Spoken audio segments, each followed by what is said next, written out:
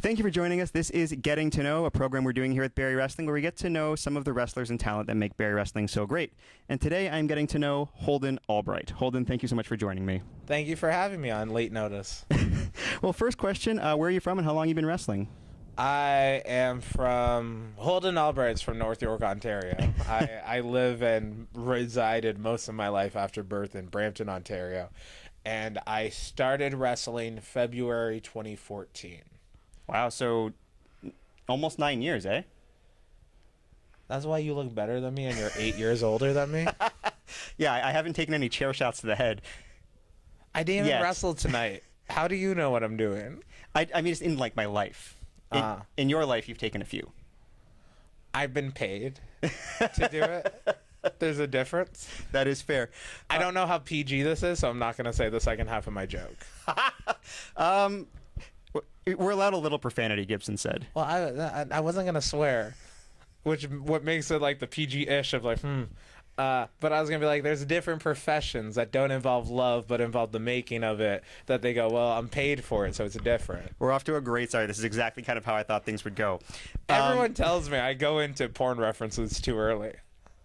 So it makes sense, though. It makes sense. Well, what's your favorite category? So the second... My wife might watch this. I don't... My second question for you is actually going to get a little bit serious. My second question, so... You and Ben Ortmans were in, what we've called probably the most important match we've had here. And it was in honor of your father who had passed away. I asked, how have you been doing the past couple months with everything? I lost, okay, are you good at math? Yes. Okay, 312? Yeah. Minus 296. So that's 16. I lost 16 pounds in the last week and a half. Wow. So now, 2023, the last week and a half, and we're almost done January. I'm doing better now.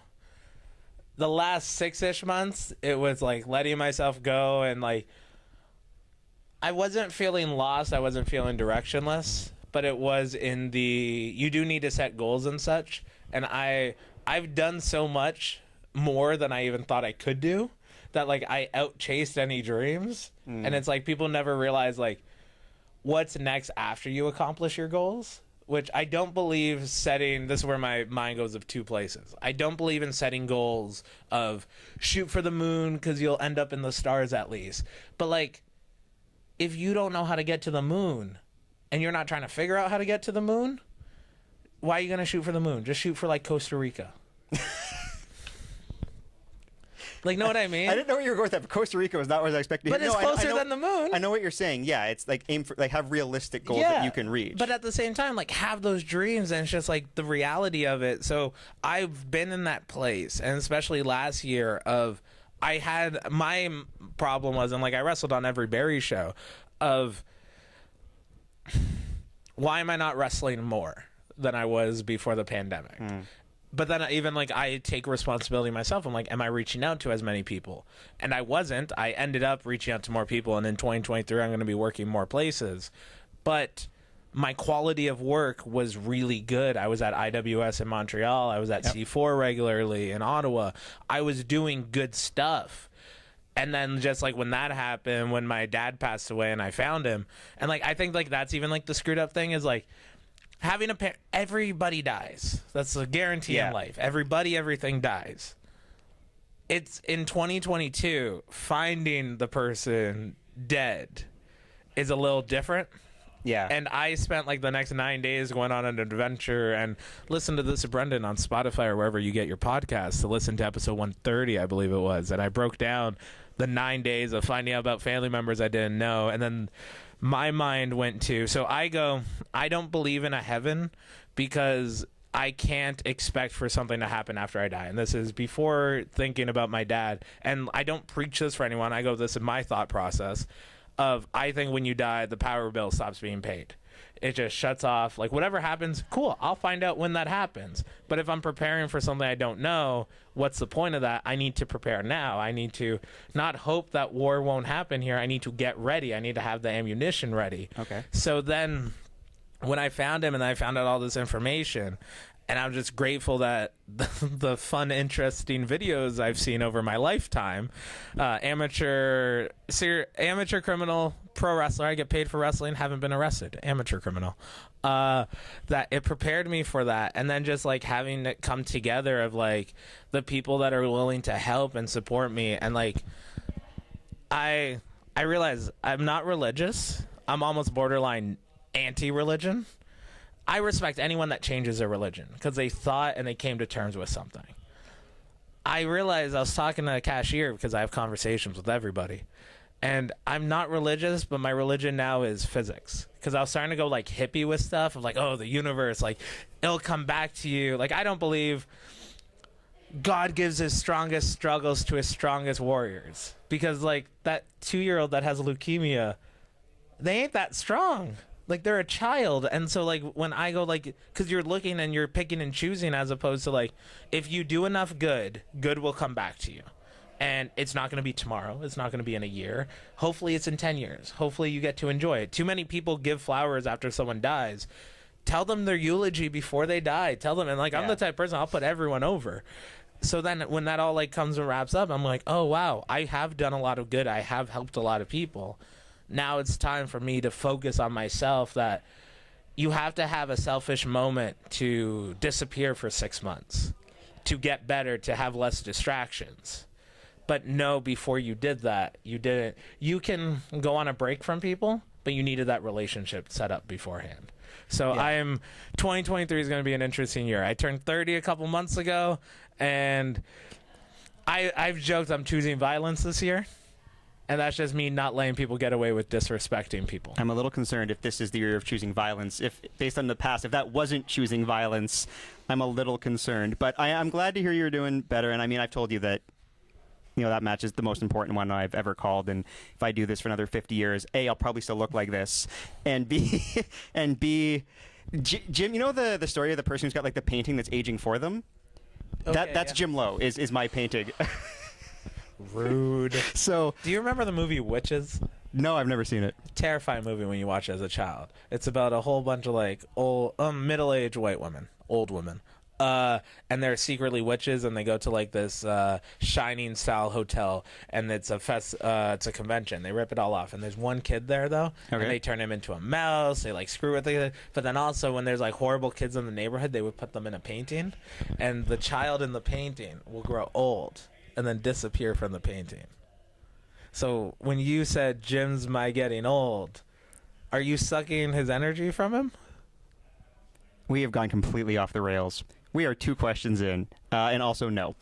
How much storage you got on that camera? It's a nice camera, by the way. I messaged you. I told Sean Gibson, the promoter of Barrie Wrestling, the other day, I messaged you and Jim afterwards and said you guys did an incredible job in the award show. That's a nice camera. That's a better camera than some of the cameras. That is Alan Taylor has lent that to me, and he's trusting me with it. So thank him to him. But so we're gonna thank him to him. Thanks. You know what? I don't talk for a living. Amateurly. It's a side. Hey, I get paid for this, just not much. Not a living. No. So back on the tracks. Going back. So, what brought you to Barrie Wrestling in the first place? 6-7 years ago when you first came here. So I got taken advantage of a lot when I first started getting into wrestling, and not like speaking out advantage. I just mean I had a car and other people didn't, and they didn't pay gas money. But some of these are my best friends, and I got the chance to learn from them and stuff like that. Not everybody.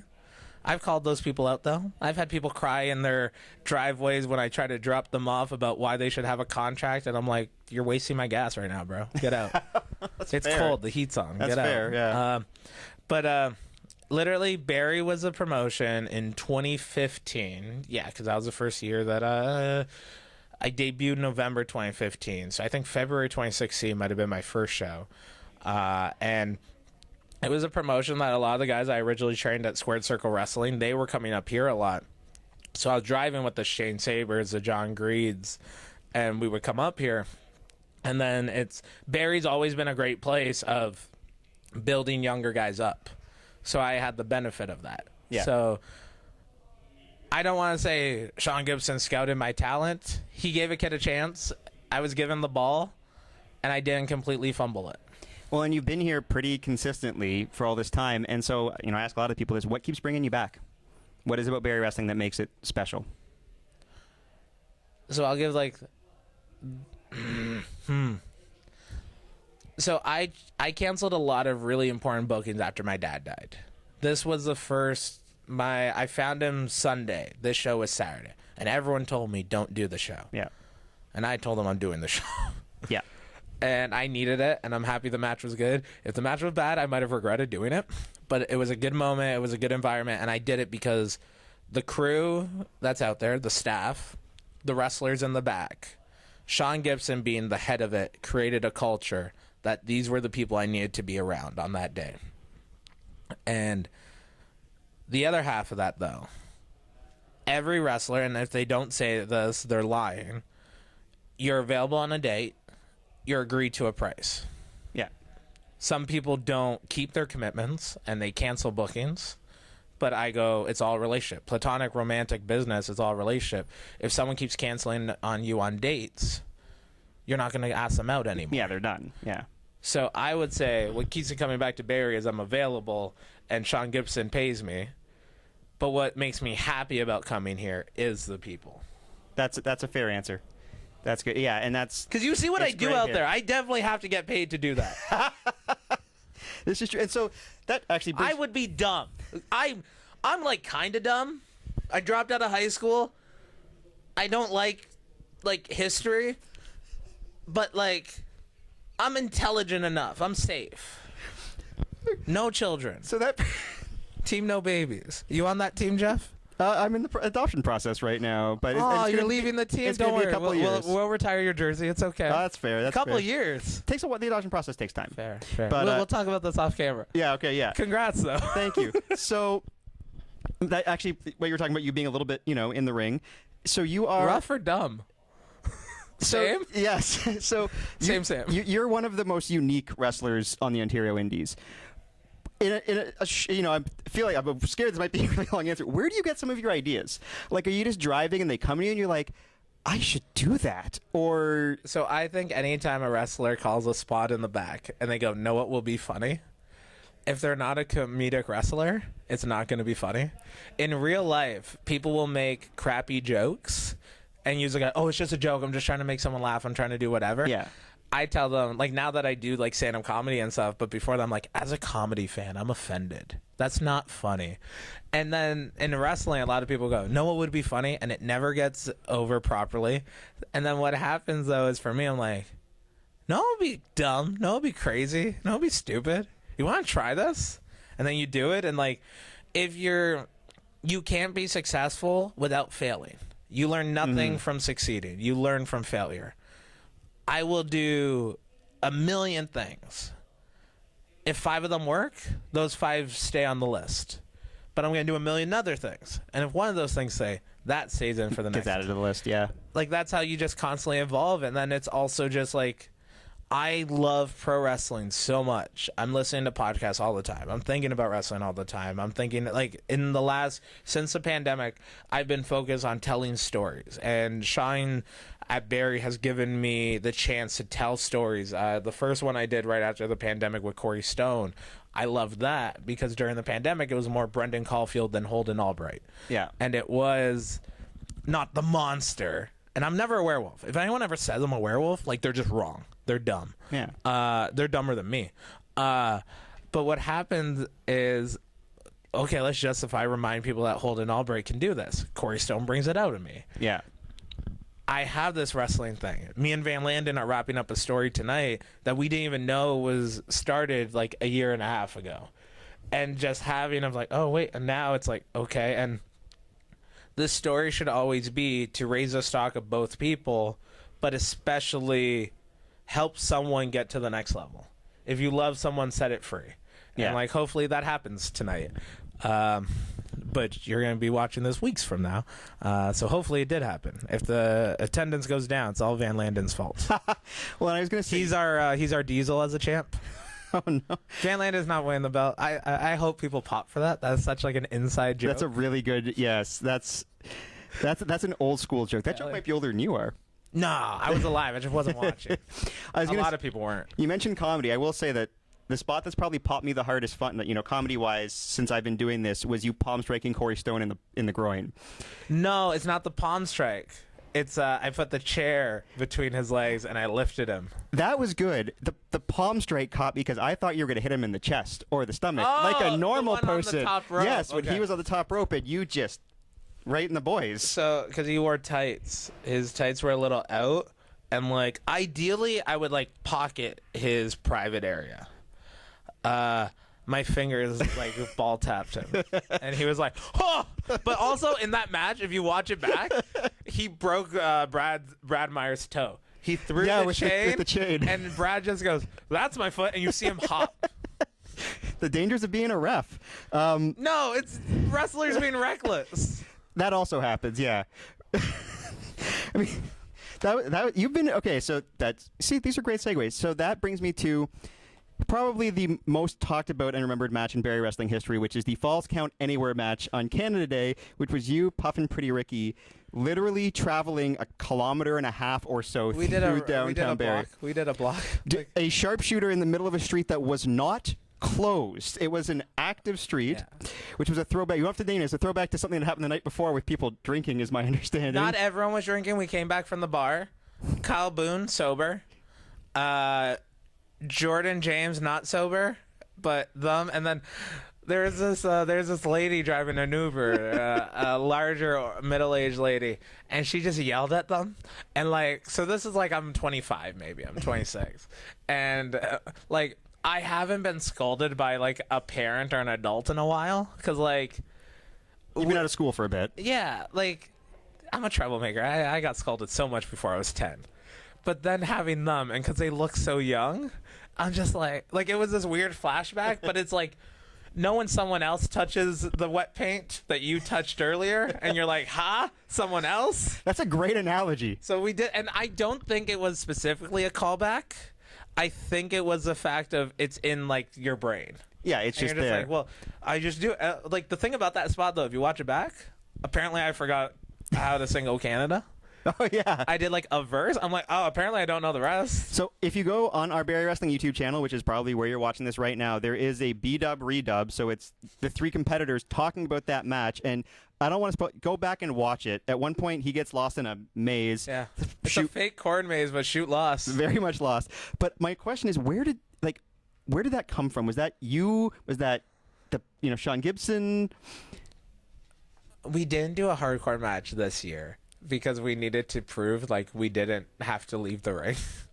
Like we needed to let them know like we can restrict ourselves. Yeah. Like there's a difference between an alcoholic and a drinker.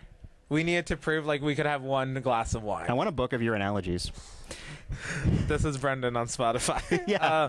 What happens though was we're talking. So every year it started like me and Wheeler had a hardcore match. Me and Patient 709 had a hardcore match. I think I wrestled Rage in a hardcore match, and it became the thing. And then I don't know how it became the three of us. But like while I'm talking to them, which my favorite spot's the porta potty. I'm not gonna spoil that at all. That's real early in the match. Yeah, check that out. But what happened was, I told them, if we do this and we do a full lap, because that was our intention, it's going to be like 45 minutes to an hour. They're like, no. It was like 45 minutes. It's a long match. And like we went Ricky's nose got broken because Puff threw like a cinder, like a solid concrete pylon. Yeah, it was a pylon that wasn't empty. Yeah. Like we didn't know like those were like never hollow. And like I just look up, he's bleeding at a certain point. I got blue all over my face. You bumped off of a light post that had a zero give. Oh yeah. I think I sold it that way and said that got no give. Yeah, you took the side suplex or whatever on the grass. It was not good. I took the moon landing. The moon landing. Sorry. Yeah. And I got pushed in a pond. Yeah. But, I can't swim. So, and also, I'm going to ask you if you've ever been talked out of something, but my memory of that is you showed up for that, and there was the stack of the guardrails or whatever, and you were like, I'm going to moonsault off that. And I was like, please don't, you will die. And then Ricky did the dive, the step off of it. Yeah. But have you ever been talked out of something, like, in a normal match by a promoter been like, yeah, that's ridiculous. Like, that's too dangerous? So I'm smart enough. Like, I think about a lot that, like, I'll, like, filter stuff. Mm-hmm. So I'll go, like, no, it'd be crazy and have, like, whatever. I think I get talked into crazier stuff because people will be like, you think you can do this? Because you're you? Yeah, but also I do that to people. I think that that's just good wrestling. You need to try things.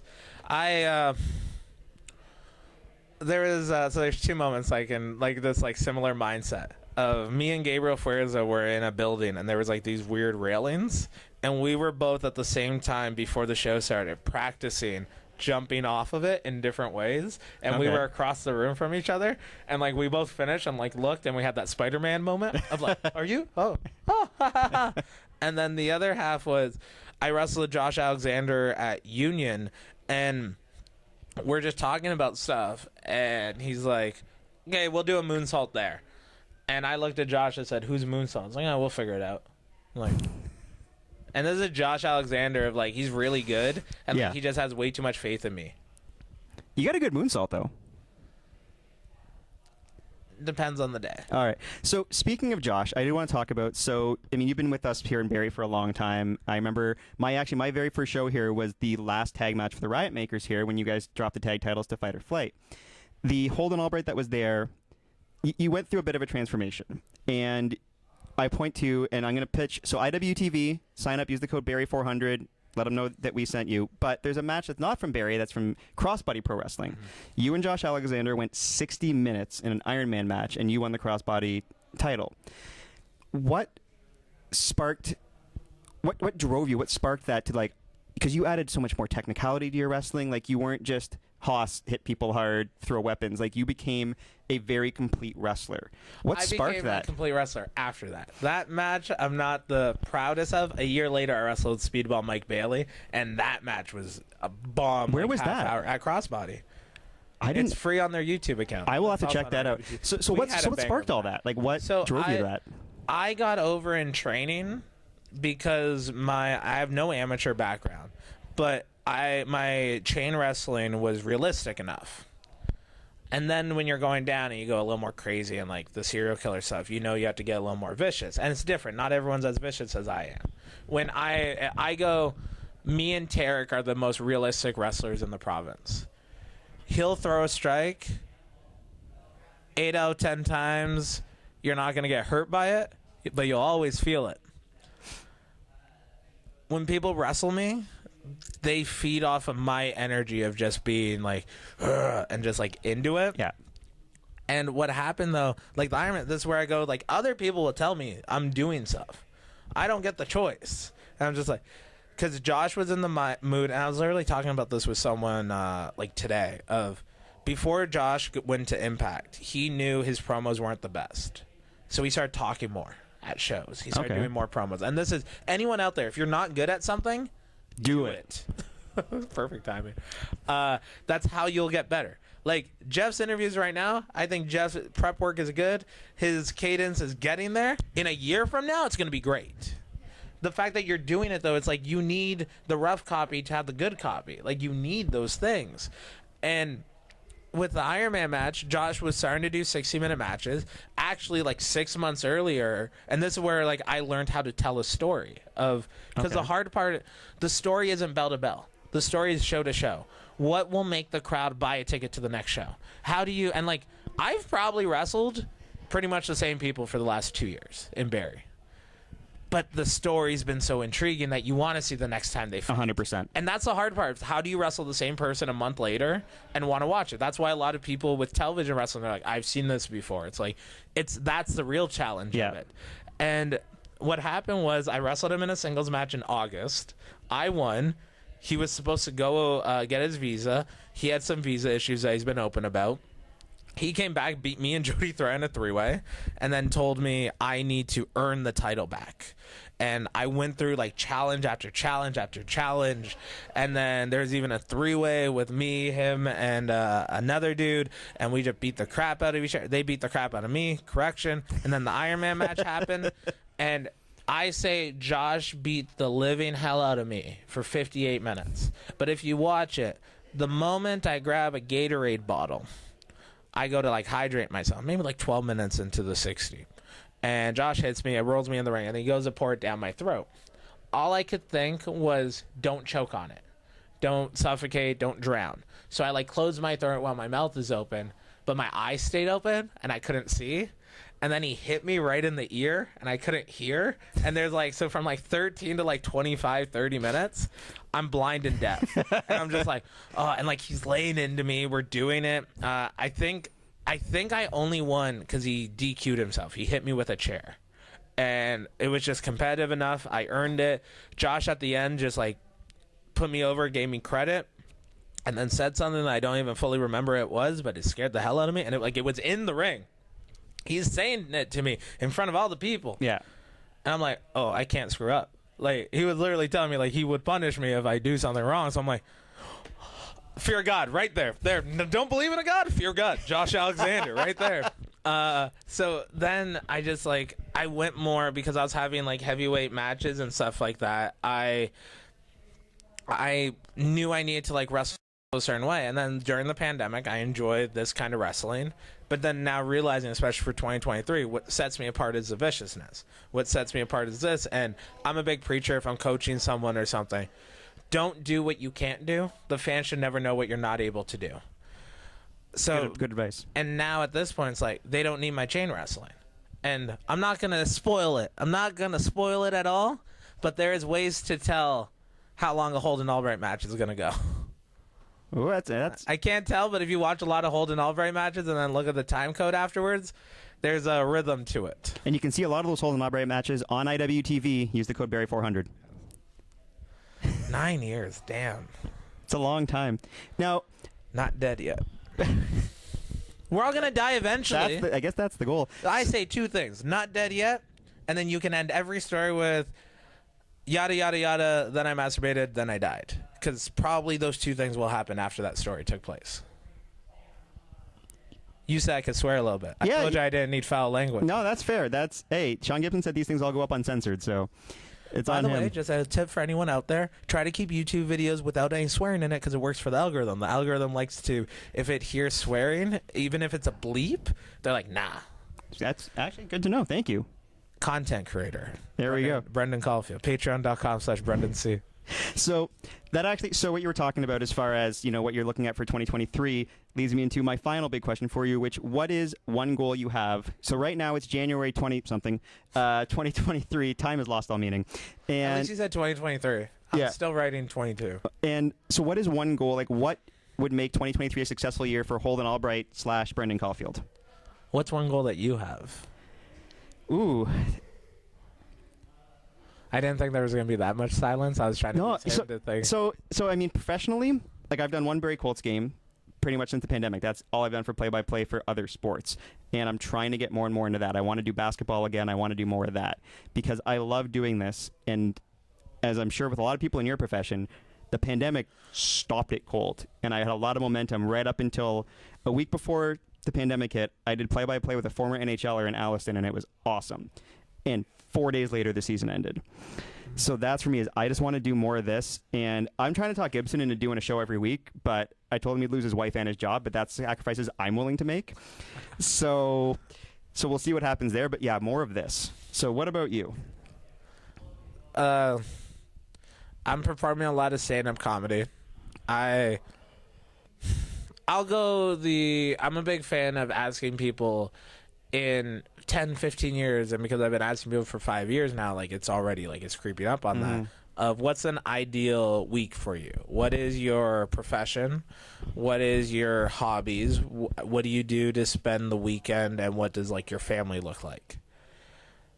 For 2023, a realistic goal, I would say I'm doing entertainment full-time. I'm doing between pro wrestling, acting, comedy, podcasting, whatever I'm doing. Magic? Too much. I put that in the comedy part. Okay, fair. Yeah, because I do too much. Magic, wrestling, podcasts. I literally too much. I do too much. When other people are telling you, yeah, you do a lot, before you even just say anything, like they just go, how tired are you, instead of good morning at work. You're like...